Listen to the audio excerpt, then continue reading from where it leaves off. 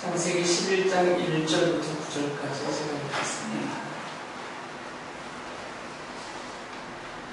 처음에 세상에는 언어가 하나뿐이어서 모두가 같은 말을 썼다. 사람들이 동쪽에서 이동하여 오다가 신할 땅 한 들판에 이르러서 거기에 자리를 잡았다. 그들은 서로 말하였다. 자, 벽돌을 빚어서 단단히 구워내자. 사람들은 돌 대신에 벽돌을 쓰고 흙 대신에 역청을 썼다. 그들은 또 말하였다. 자, 도시를 세우고 그 안에 탑을 쌓고서 탑 꼭대기가 하늘에 닿게 하여 우리의 이름을 알리고 온 땅 위에 흩어지지 않게 하자. 주님께서 사람들이 짓고 있는 도시와 탑을 부르고 내려오셨다.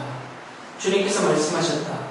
보아라, 만일 사람들이 같은 말을 쓰는 한 백성으로서 이렇게 이런 일을 하기 시작하였으니 이제 그들은 하고자 하는 것은 무엇이든지 하지 못할 일이 없을 것이다. 자, 우리가 내려가서 그들이 거기에 사는 말을 뒤섞어서 그들이 서로 알아듣지 못하게 하자.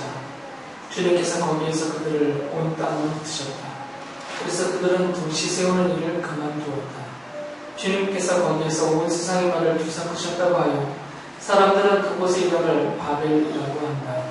주님께서 거기에서 사람들을 온 땅에 흩으셨다.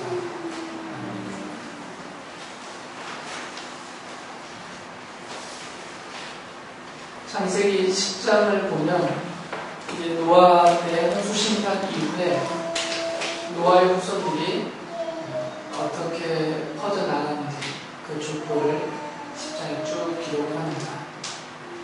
노아에게는 아들이 셋이 있었죠. 누구예요?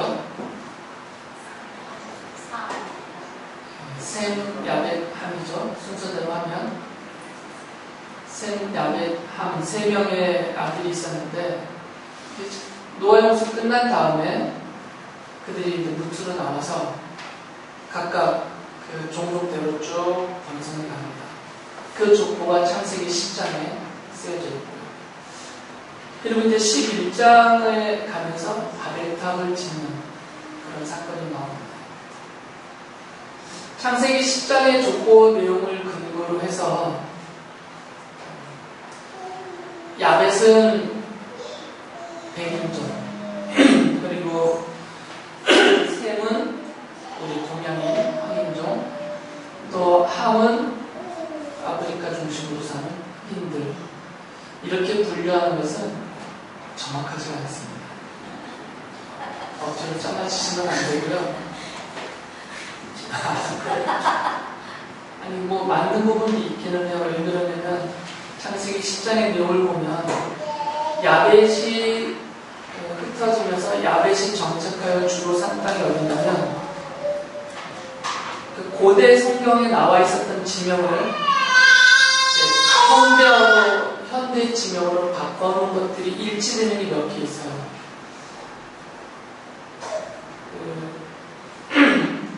요나가 니느웨로 가지 않고 도망쳐서 간 데가 어디죠? 요나서에 보면 다시스라고 하잖아요. 근데 그 다시스가 지금의 스페인 땅이거든요. 그래서 이 야벳이 가서 정착한 땅의 지명이 다시스라고 나오니까 그게 일치한다면 아마 스페인 쪽까지도 야벳 소송이 가는 것 같아요. 그리고 창세기 10장에 보면 키프로스도 나오고 두나스도 나오고 이거는 다 그리스고 앞바다에 있는 섬이에요. 그리고 야곱이 바닷가 지역을 차지하고 살았다 이렇게 말하는 것을 보면 그때 바닷가는 지중해거든요. 그래서 이 야벳이 주로 지중해 연안과 그리스를 거쳐서 스페인까지 갔다 이렇게 볼 수가 있죠.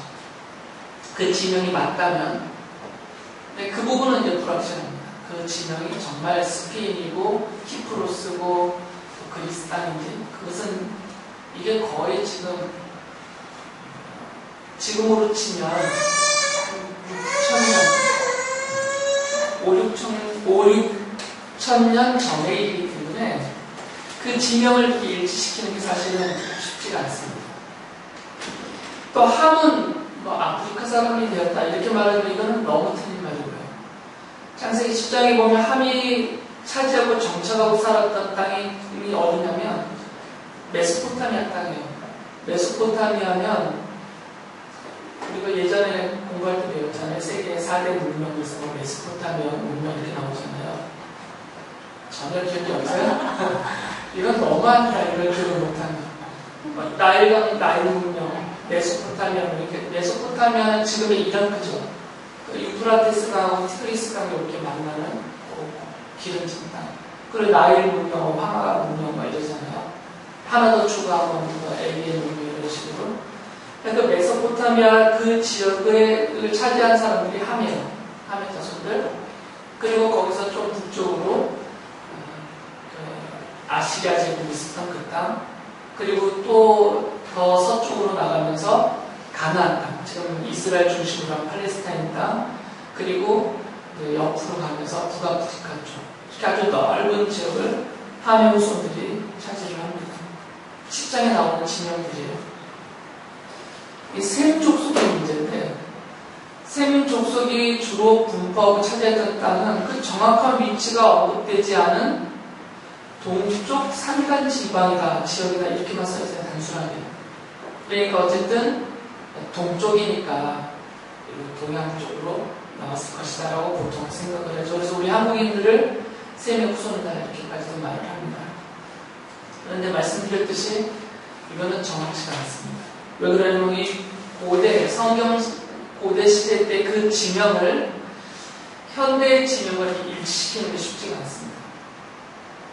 그리고 얼마 지나지 않아서 이 족속들이 서로 막 이렇게 흩어져서 살다가 또 합쳐지고 막 이러기 때문에 이거 가지고 백인, 흑인, 동양인 뭐 이렇게 나누는 것은 근거가 좀 희박하죠. 사실 뭐 별로 할 필요가 없는 얘기를 한 거고요. 중요한 것은 이 창세기 11장의 바벨탑 사건 이후에 하나님이 사람들의 말을, 그 당시 말이 하나였잖아요. 언어와 말이 하나였기 때문에 서로 의사소통이 잘 되었는데 여러 말과 언어를 스스로 흩어버리셔서 그때 바벨탑 사건 이후에 인류가 이제 뿔뿔이 흩어졌다라고 성경이 말하거든요. 그런데 이게 누구와 연관이 되냐면 창세기 10장에 보면 25절에 에벨이라는 사람이 나와요. 이 에벨이라는 사람은 셈의 4대손이거든요. 셈으로부터 이렇게 쭉 밑으로 해서 네 번째. 셈이 1대면 1대, 2대, 3대, 4대 손 중에 에벨이라는 사람이 있어요. 이 에벨이 두 아들을 낳았는데 그 두 낳은 아들 중에 하나의 이름을 에벨이 벨렉이라고 지었어요. 그러면서 25절에는 그렇게 벨렉으로 지은 이름을 벨렉으로 지은 이유를 이렇게 설명합니다. 에벨은 두 아들을 낳았는데 한 아들의 이름은 그의 시대, 여기서 그는 그 에벨이에요. 에벨의 시대에 세상이 나뉘었다고 해서 벨렉이라고 했다. 벨렉은 나누다라는 희구예요. 그러니까 지금 이 에벨의 시대 때에 비로소 세상이 나뉘어진 것이죠. 그러니까 지금 이 바벨탑을 쌓는 그 시점은 노아의 홍수 이후에 그리 오래된 시점이 아니다 그 말입니다. 길어봤자 4년, 뭐 수백 년 이런 것이 아니죠. 수천 년이. 그렇게 보면 초기의 인류가, 그러니까 노아의 홍수 시대, 홍수가 끝난 그 이후에는 말이에요. 홍수가 마치고 그 이후에 인류가 함께 모여 살았던 겁니다. 에벨 때까지는 4대 정도가 지났기 때문에 엄청난 수의 인구가 존재하지 않았을 것이고요. 그들이 한 친족으로서 시족 사회를 구성하면서 함께 뭉쳐 살았던 것 같습니다. 이것을 또 어떻게 알 수 있냐면, 함도 자손을 낳았는데 함의 그 함의 손자 이름이 니무롯이거든요. 근데 이 니무롯에 대해서 창세기 10장 8절에서는 세상에 처음 나타난 장사다라고 말합니다. 그러니까 그 전까지는 사람들이 다 고만고만했는데 함의 손자인 니무롯은 그 모든 사람들보다도 월등한 사람이었다는 거죠. 외형적이든 지략적이든 어떤 면에서 어쨌든 월등했어요. 세상에 처음 난 장사라고 했고, 그리고 그 니무롯이 나라를 세우고 나라를 다스렸다라고 성경이 그런데 10장 10절에 보면 그 니무롯이 다스린 나라의 처음 중심지를 시날 지방에 있는 바빌론이다 라고 말해요. 시날 지방에 있는 바빌론. 그러니까 이 시날 땅에 세운 바빌론이라는 이 도시와 나라는 니무롯이 왕으로서 세운 나라가 그래요. 그런데 창세기 11장 1절에 보면 이렇게 기록되어 있죠. 처음에 세상에는 언어가 하나뿐이어서 모두가 같은 말을 썼다. 2절에 가면 사람들이 동쪽에서 이동하여 오다가 시날 땅 한 들판에 이르러서 거기에 자리를 잡았다라고 말해요. 그러니까 지금 시날 땅에 자리를 잡은 것인데 이 시날이 어디냐면 바로 니무롯이 세운 나라가 그 말이에요. 그리고 그 니무롯이 중심이 돼서 세운 시날 땅에 세운 그 나라, 그 도시의 이름을 바빌론이라고 불렀어요. 그래서 성경에 보면 이 시날과 바빌론을 같이 써요. 같은 지역을 가리키는 명칭으로. 그러니까 이런 것을 이렇게 종합해서 보면 니무롯이 탁월한 리더가 되어서 니무롯 중심으로 노아의 그 모든 가족들, 그 시족사회를 구성한 그들이 함께 이 시날 땅에다가 바빌론을 세웠다. 이렇게 볼 수가 있는 것이죠. 어떤 분들은 함의 자손들이 이 시날 땅에 도착하여 바벨론을 세웠다. 이렇게 말씀하시는 분도 있는데 이렇게 종합적으로 보면 함의 자손뿐만 아니라 노아의 자손들 전체가 하나의 시족사회를 구성하여서 함께 이것을 만들었다고 볼 수 있는 거죠. 더군다나 11장 1절에 보면 그들의 언어가 쓰는 말이 하나여서 그들이 함께 살 수가 있었던 것입니다. 이 2절에서 약간의 번역상의 차이가 있어요. 사실 제가 뭐 말씀을 안 드리고 넘어가면 그냥 지나갈 수도 있는데 꼭 이런 거에 걸려 넘어지시는 분들이 있어요. 개역 개정 성경이나 예전 개역 한글 성경을 보면 동쪽으로 이동하여 이렇게 번역이 되어 있어요. 근데 세번역 성경은 읽어드렸듯이 동쪽에서 이동하여 이렇게 번역되어 있거든요. 지금 전치사의 해석의 문제예요. 동쪽으로 가다가 시날에 도착했느냐 아니면 동쪽에서 오다가 시날에 도착했느냐 이 차이거든요. 출발점이 다른 것이죠. 공부하다 보면 괜히 이런 데에 걸리는 분들이 계실까봐 미리 설명을 해드리는 거예요. 이때 동쪽 앞에 써있는 전치사가 히브리어 전치사가 민이라는 단어거든요. 이 민이라는 전치사를 어떻게 해석했냐의 차이예요. 개역 성경에서는 이것을 영어로 치면 to 해석합니다. to 어디로 이렇게. 근데 세번역 성경은 이것을 from으로 해석합니다. 어디로부터. 그래서 개역 성경에서는 동쪽으로라고 되어 있고 세번역 성경은 동쪽으로부터라고 되어 있는데 원래 따져보면 이 민이라는 히브리어 전치사는 성경에서 전체적으로 쓰인 용례를 따져보면 거의 대부분이 from으로 쓰고 있어요. 어디로부터라고 씁니다. 보통은.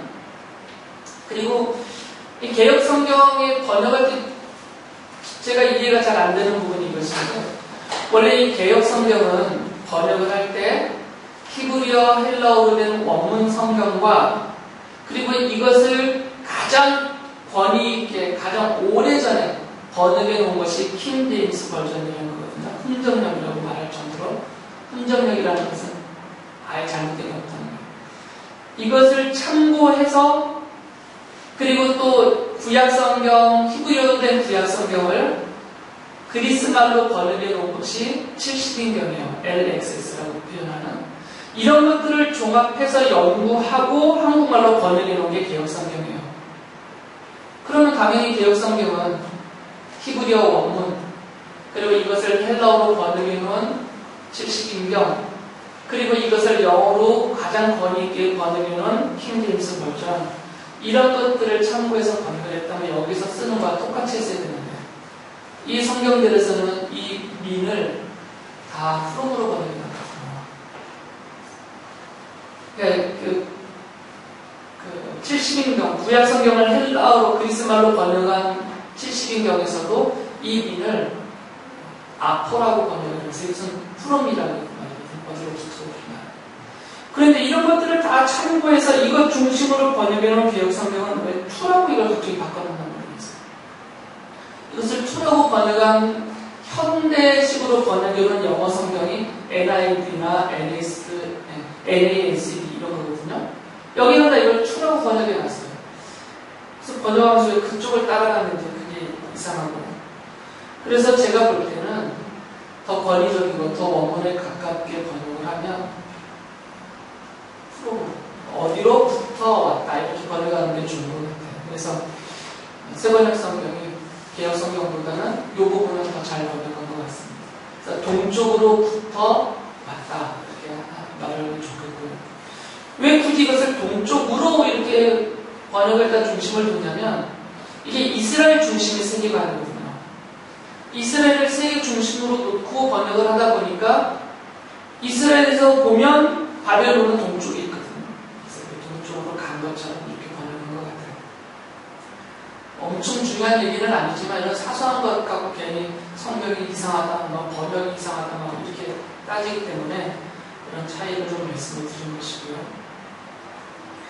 그래서 이것을 동쪽으로부터 왔다라고 말한다면 이 바벨론의 동쪽이 어디냐면 그 유프라테스강, 티그리스강이 접경이 바로 바벨론입니다. 지금으로 치면 이라크의 수도인 바그다드에서 약간 비스듬히 남쪽으로 90km 내려가면 거기에 바벨론 유적지가 있어요. 고대 바벨론의 유적지가 아주 광범위하게 거기 쭉 펼쳐져 있는. 그런 바벨론이 오래된 도시로서 몇 차례 걸쳐서 계속 부서지고 세워지고 부서지고 세워졌기 때문에 거기 유적지가 아주 광활하게 넓게 펼쳐져 있습니다. 그러니까 그 지역에서부터 동쪽이라는 거죠. 그러니까 거기 바벨론 그 땅에 동쪽으로부터 온 사람들이 여러분이 보시기 중입니다. 동쪽으로부터 온 사람들이 거기에 도착했으니까 아마 노아 홍수 이후에 인류가 정착했던 최초의 정착지는 이 메소포타미아 동편이구나 이렇게 짐작을 할 수가 있는 거죠. 그러니까 방주가 아마 그쪽에 도착을 했는지 사람들한테 거기서부터 이제 인류가 퍼져나온 것처럼 그렇게 보여집니다. 그렇게 본다면 이 바벨론 땅에서 동쪽 산간 지방으로 셈의 후손들이 갔다 하니까 아마 우리 쪽으로, 동양 쪽으로 왔다 이렇게 짐작을 했다라고 생각을 하는 거죠. 그래서 바벨탑을 쌓는 그 신할 땅에 와서 애들이 이제 바벨탑을 쌓기 시작합니다. 여기까지는 이제 배경적인 설명이에요. 재밌죠? 이런 것도 재미없어요? 이런 거 좋아하시는 분은 되게 재밌어요. 그래서 사람들이 이제 신할 땅에 왔어요. 지금으로 치면 바벨론이죠. 여기 와서 먼저는 도시를 건축을 합니다.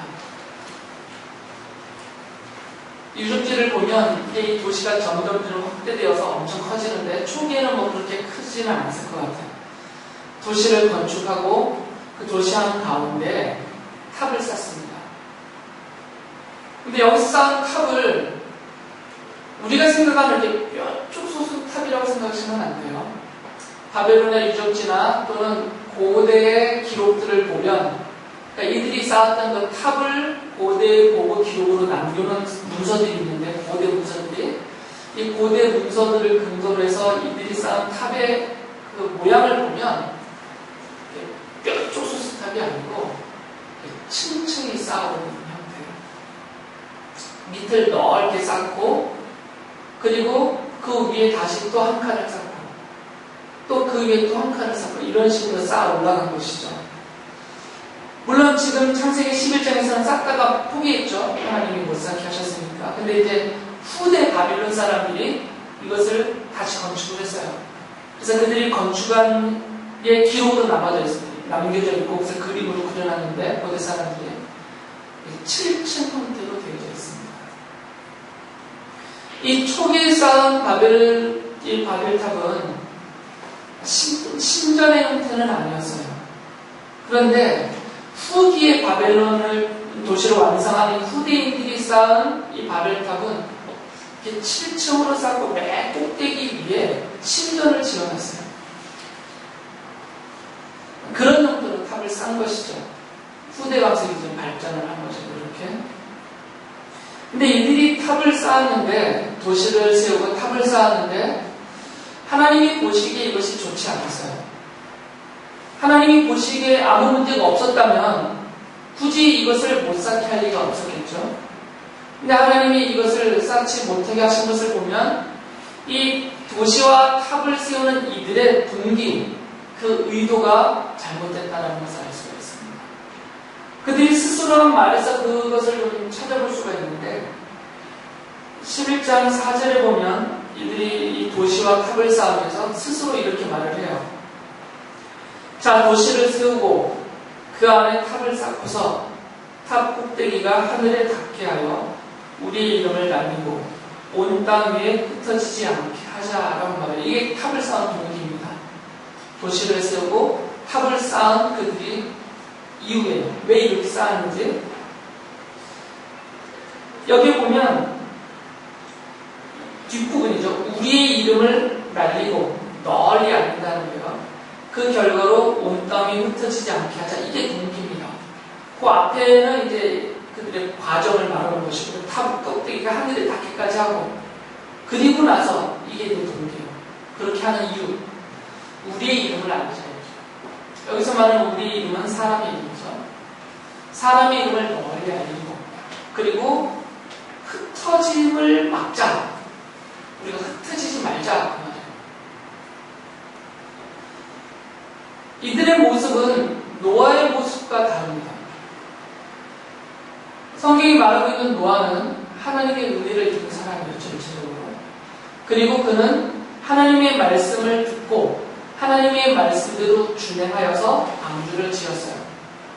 그리고 홍수의 심판이 끝난 다음에 방주의 문이 열리고 그들이 땅으로 나왔을 때 노아가 처음으로 한 일은 뭐냐면 제단을 쌓고 정결한 짐승을 중에 골라서 하나님 앞에 가장 좋은 곳으로 제도를 바치며 하나님 앞에 그 이름을 부르는 제사를 하셨어요.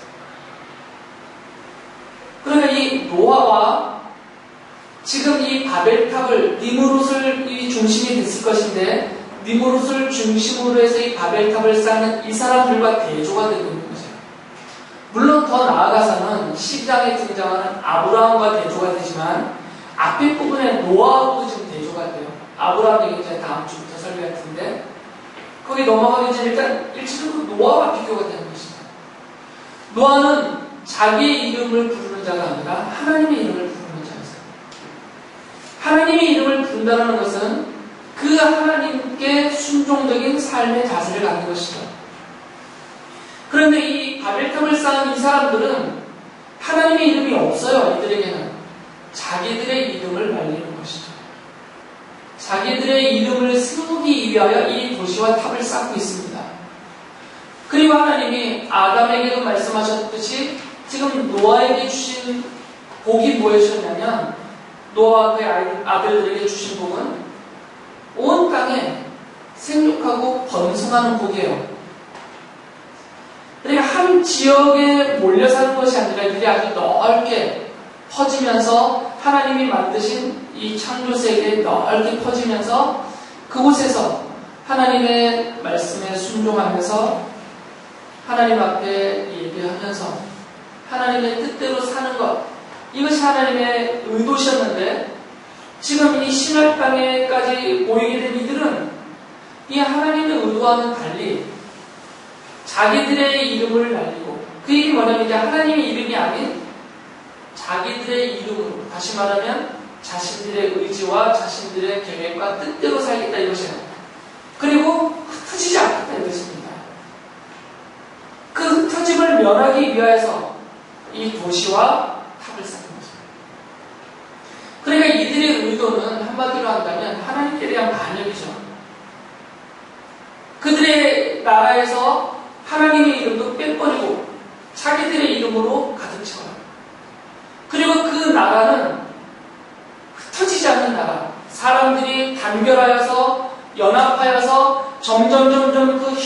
거대해지면서 흩어지지 않는 견고하게 오히려 똘똘 뭉쳐서 세워가는 이런 나라 형태를 갖고 있는 거죠. 그런데 이들이 흩어지게 되는 이유는 무엇이냐?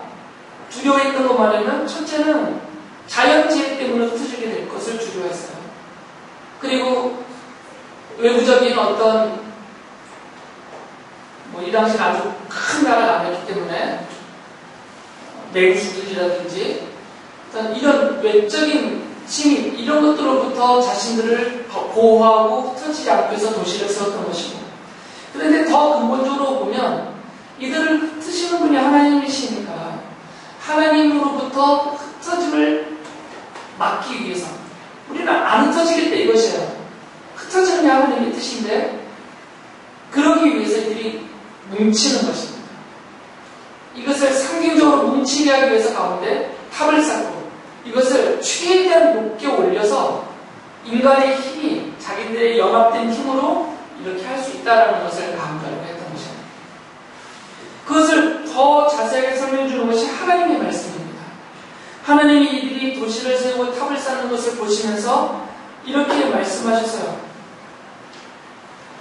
6절에 보면 보아라, 만일 사람들이 같은 말을 쓰는 한 백성으로서 이렇게 이런 일을 하기 시작하였으니 이제 그들은 하고자 하는 것은 무엇이든지 하지 못할 일이 없을 것이다. 사람들이 이제는 뭉쳤기 때문에, 그리고 점점점 뭉치는 힘이 사람의 수가 늘어날수록 또 기술이 발달할수록 커질 것 아니야. 벌써 바벨탑을 쌓을 때만 해도 이들은 이미 기술혁명이 이루어졌어요. 그전에는 자연성으로 성벽을 쌓았잖아요. 그냥 있는 돌을 다듬어서 돌로 쌓으렸단 말이에요. 돌로. 그런데 지금 이 바벨탑과 도시를 쌓는 상태에서는 이미 기술이 발전이 됐어요.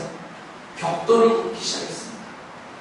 벽돌을 구워놓으면 얼마든지 더 넓게 더 크게 쌓을 수 있는 것이죠. 그러니까 이처럼 인간이 연합되고 단결되고 모이면 모일수록 기술이 발전하고 힘이 커지잖아요.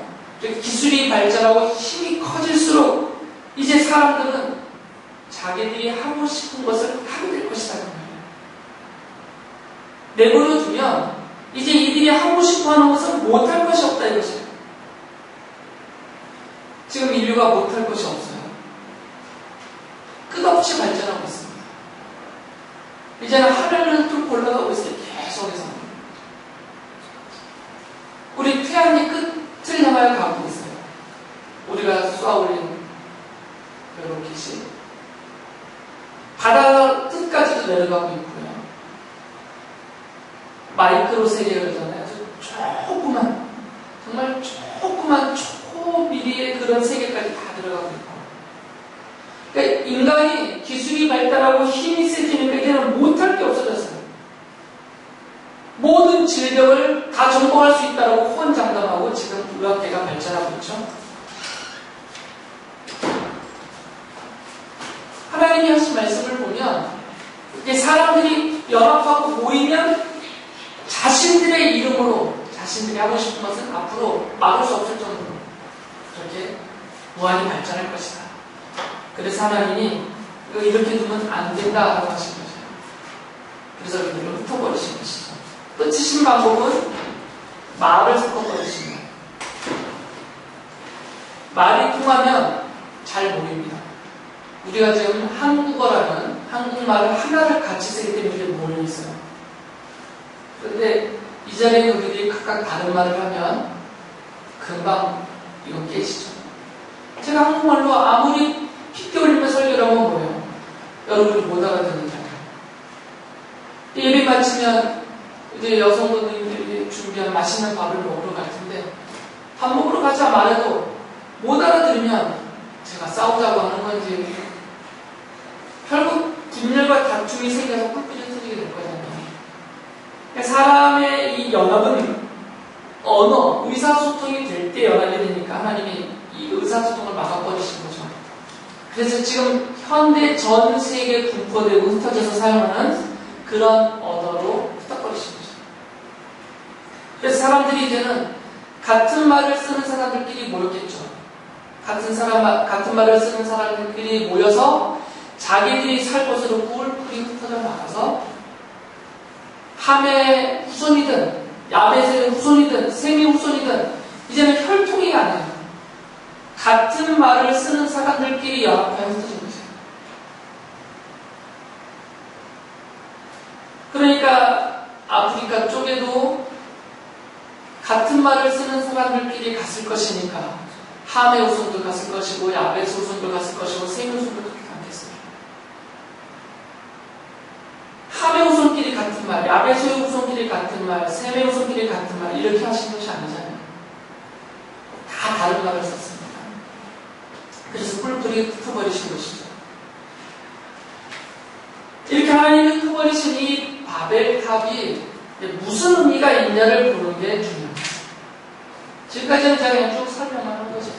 벌어진 사건들에 대해서 여러분이 이해할 수 있게 설명만 쭉 했는데 이건 여러분이 읽어보시면 다 알 수 있는 내용입니다. 그렇다면 이 바벨탑이라는 사건이 창세기 11장에 기록된 이유가 무엇이냐 이것이죠. 성경은 계시니까 하나님이 이 바벨탑 사건을 통해서 우리에게 계시하시는 내용이 무엇이냐, 우리가 알아야 되도록 알려주시는 내용이 무엇이냐, 이것을 살펴봐야 됩니다. 한마디로 말하면 성경이 말하고 있는 이 바벨탑은, 그것이 이제 곧 바빌론이 됐잖아요. 이 바빌론은, 바벨탑이 바빌론으로 확대가 되는 거죠. 큰 도시와 나라로. 그래서 이제 바빌론이라는 이 나라는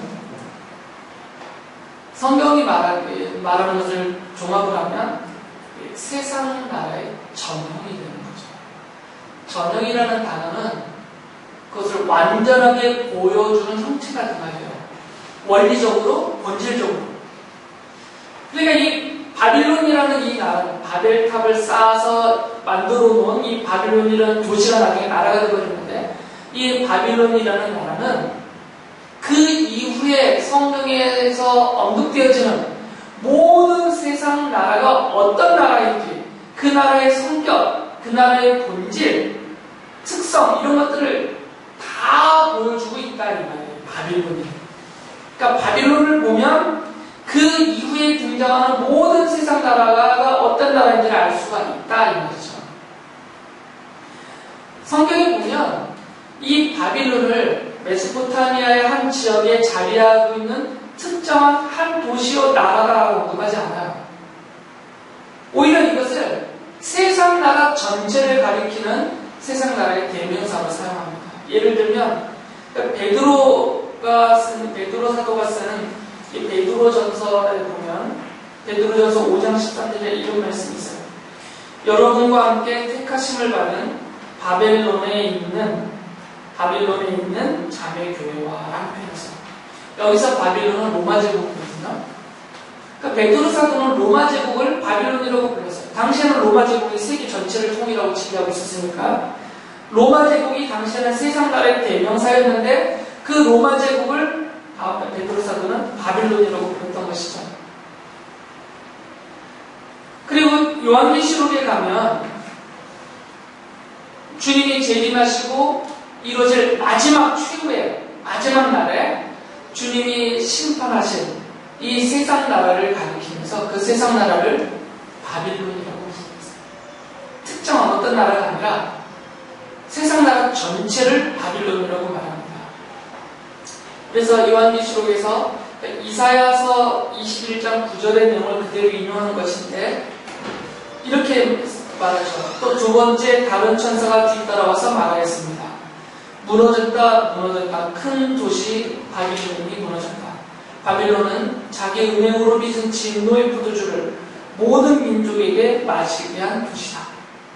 그러니까 이 진노의 포도주는 하나님의 진노의 심판과 형벌을 받게 만드는 원인이 되는 것인데 이것을 누가 만들었냐면 바빌론이 만들었고 바빌론이 그렇게 심판을 받는 모든 나라, 모든 민족에게 다 마시게 버렸으니까 결국 이 바빌론이 뿌리다 그 말이에요. 그러니까 미국이든 중국이든 로마든 헬라든 무엇이든 세계를 지배했던 모든 세상 나라들의 뿌리가 어디 있냐면 바빌론이다 그 말이에요. 그래서 이 바빌론이 무너지고 바빌론이 마지막 심판을 받아서 멸망하는 것을 하나님을 거역하고 하나님을 대적하고 하나님의 백성인 교회를 핍박했던 그 세상 나라를 심판하실 때 그 심판받는 모든 나라들을 바빌론이라고 한마디로 부르셨던 것입니다. 계시록 18장 21절에서도 이런 말씀을 하십니다. 또 힘센 천사가 큰 맷돌과 같은 돌을 들어 바다에 던지고서 말했습니다. 그 큰 도시 바빌론이 이렇게 큰 힘으로 던질 터이니 다시는 그 흔적도 찾을 수 없을 것이다. 하면서 세상 나라의 최종적인 멸망을 바빌론의 멸망으로 말씀하십니다. 이게 이 바벨탑 사건이 갖는 성경적인 의미입니다. 바벨탑 사건은 바빌론이라는 나라로 확대가 되고 이 바빌론이라는 나라는 사람들이 하나님의 이름을 완전히 빼버리고 하나님의 말씀도 뜻도 없는 사람의 뜻, 니무롯이 지도자가 되어서 사람이 다스리고 사람의 뜻으로 만들어지고 사람의 연합된 힘으로 세워지고 결국 이렇게 세워진 나라의 성격은 하나님을 대적하고 하나님의 교회를 핍박하는 사탄의 나라로 전락하고 마는 것입니다. 그 모습을 이 바벨탑 사건을 통해서 보여주신 것입니다. 그러나 반대로 후에 나오는 아브라함이든지 그 앞에 나오는 노아를 통해서 이것을 대조하고 있어요. 앞뒤로. 노아는 하나님의 은혜를 입은 하나님의 사람이고 그는 하나님의 말씀대로 살았던 주님 안에 살았던 사람이고 그는 하나님으로부터 계시를 받아서 그 하나님의 계시를 전달하는 하나님의 종이었어요. 예를 들면 그는 셈의 하나님 여호와는 찬양을 영광을 받으실 것입니다 하면서 셈의 후손을 통하여서 하나님의 영광이 드러날 것을 예언했던 사람이에요.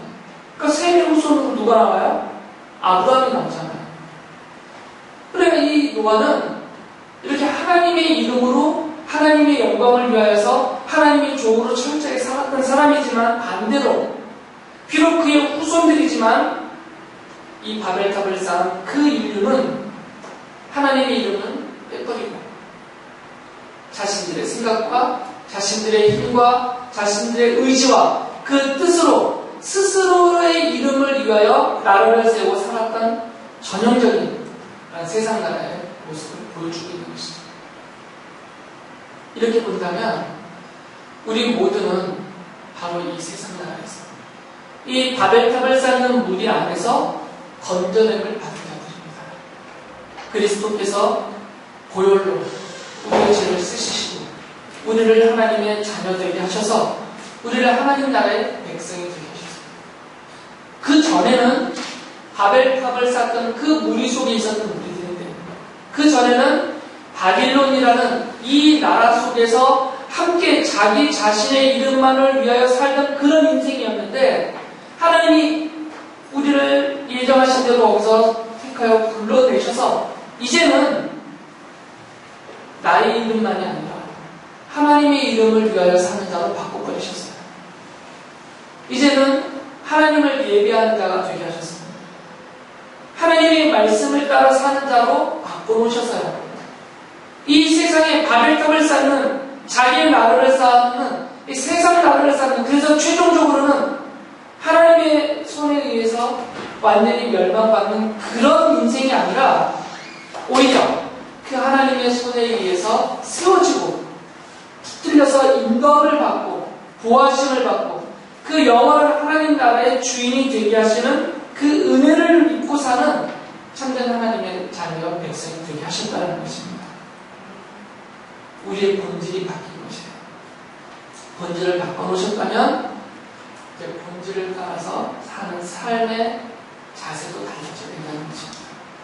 내가 누군지를 알아야 이렇게 살 수 있는 것이에요.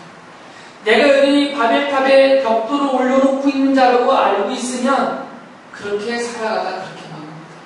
그러나 이제 나는 그 벽돌을 다 내려놓고 하나님의 말씀을 듣고 하나님이 기뻐하시는 대로 하나님의 나라 안에서 그 나라의 일꾼되어 살아가는 자로 나를 바꿔놓으신 줄 알았다면 이제부터 우리의 삶의 방향과 태도와 목적이 그렇게 달라져야 될 것입니다.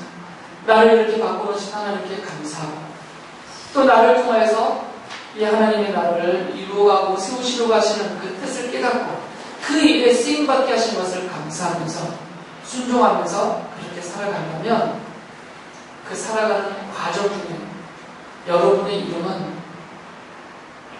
하늘 높임을 받을 것이고 하늘의 생명지 여러분의 이름이 기록되어져 있으니까 여러분의 나라는 이 땅에 잠깐 반짝하다 사라지는 나라가 아니라 영원한 하나님 나라가 될 것이고 여러분의 기업은 순식간에 무너져버리는 기업이 아니라 영원한 하늘의 기업을 차지하여서 영생으로 그것을 누리게 되는 복된 인생이 되게 될 것입니다.